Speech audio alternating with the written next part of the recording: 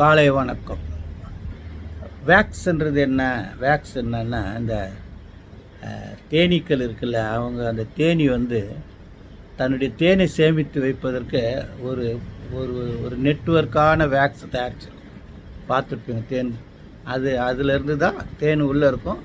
அதை நீங்கள் கிழிச்சாலும் அங்கே நெருப்பு காட்டினாலும் தேனி வந்து நம்மளை கொடிக்க வரும். அதுதான் அது வந்து 6 பாகங்களை கொண்ட செல்கள் கொண்ட அந்த அணிக்கோம்பு தயாரிக்குதான். அந்த அணிக்கோம்பு, அந்த வேக்ஸ், அது வந்து குளிர்காலங்களில் வந்து தேனீகளுக்கு சாப்பாட்டுக்காக வேண்டி இந்த வேக்ஸில் அந்த அணிக்கோம்பில் தேனை சேர்த்து வைக்குது.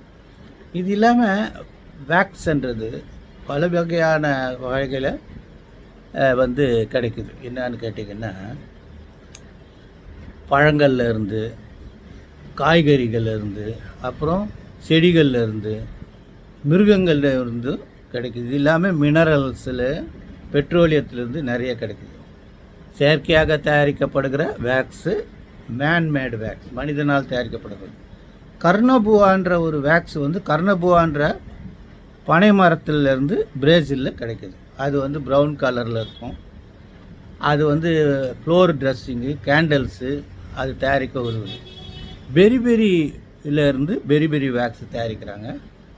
அதுக்கப்புறம் பார்த்திங்கன்னா, இந்த ஹனிகோம்பிலேருந்து, அந்த ஹனிகோம்புலேருந்து கிடைக்கிற அந்த வேக்ஸை எல்லாம் காஸ்மெட்டிக்கு, சர்ச் கேண்டில்ஸு, பாலிஷு, க்ரையானு, ஆர்டிஃபிஷியல் ஃப்ளவரெல்லாம் தயாரிக்கிறாங்கன்னு சொல்கிறாங்க.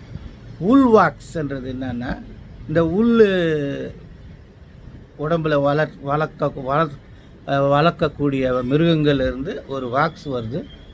அதை வந்து சில நேரத்தில் ஆயின்மெண்ட்டாகவும், காஸ்மெட்டிக்காகவும், சோப்பாகவும் தயாரிக்கலாம்.